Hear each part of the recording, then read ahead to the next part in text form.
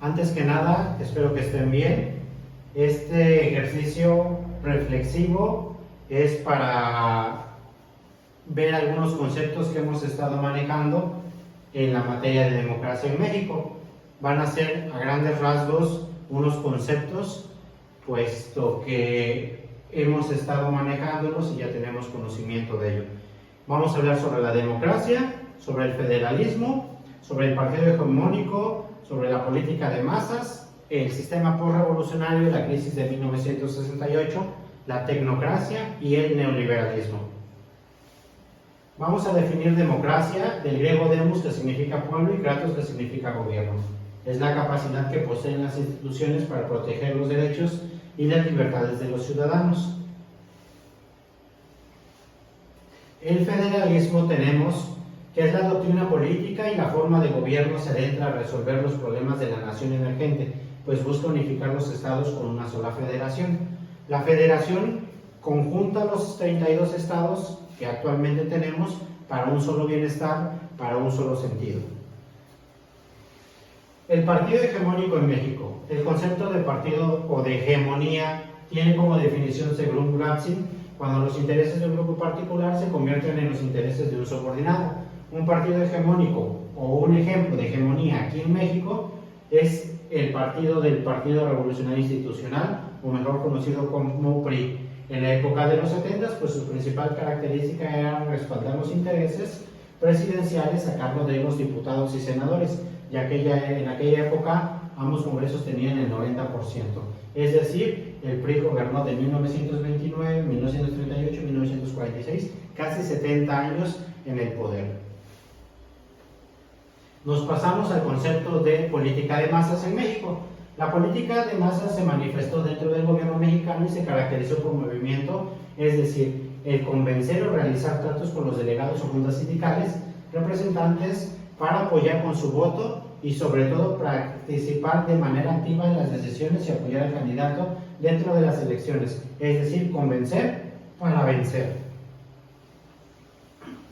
El sistema político posrevolucionario. La posrevolución es un término que se hace referencia a un periodo caracterizado por múltiples cambios políticos, económicos y sociales. Comenzaron después de la promulgación de la Constitución de 1917.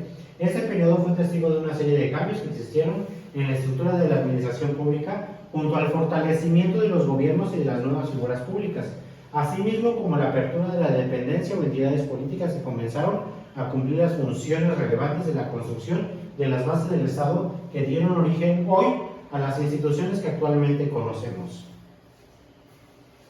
La crisis de 1968 en México. Posiblemente uno de los cambios más notables del registro de la sociedad mexicana entre 1986 y 1988. Esta crisis fue el desarrollo de la cultura de la participación, encabezada por los valores de la clase media, que han sido identificados como los valores democráticos. Los objetivos reales de la estructura del poder de México no fueron el ejercicio temporal del poder, sino su legitimación, que estuvo terminada por las tres metas especiales. La crisis de 1968 fue cuando el gobierno empezó a dejar de hacer lo que tenía que hacer con los pobladores, los reprimió y empezaron a caer el peso, la devaluación, los cambios de idea y la represión, más que nada, de los ciudadanos ante el gobierno. Ya no se sentían acompañados, guiados y sobre todo cuidados. Vamos a ver qué es el neoliberalismo en México. El neoliberalismo en México intentó influir en el desarrollo económico limitando el papel del Estado, reservando sus manos de particulares el objetivo de inversión. El neoliberalismo es una filosofía económica que intentó impulsar la perspectiva hacia el estado del bienestar. Los efectos sociales de dicho proceso, a más del crecimiento autoritarismo para gobernar, son una mayor segregación urbana y deterioro, dispersión y fragmentación de la vida en las ciudades. Por último, tenemos el concepto de tecnocracia en México, que es el movimiento social originario de los Estados Unidos de Norteamérica durante la década de 1920 y 1930. Y tenemos que la ideología tecnocrática se fundamenta en una concepción de radio de acción y del método de ciencia y de las relaciones entre la ciencia y la tecnología y el papel social de la técnica, según la cual es real solamente aquello que es cuantificable comprobable empíricamente y manipulable. Pues nosotros tenemos como conclusión estos conceptos. Espero que podamos adentrarnos un poquito más. Son los conceptos que hemos visto en la clase y de mi parte es todo y un saludo cordial. Hasta luego.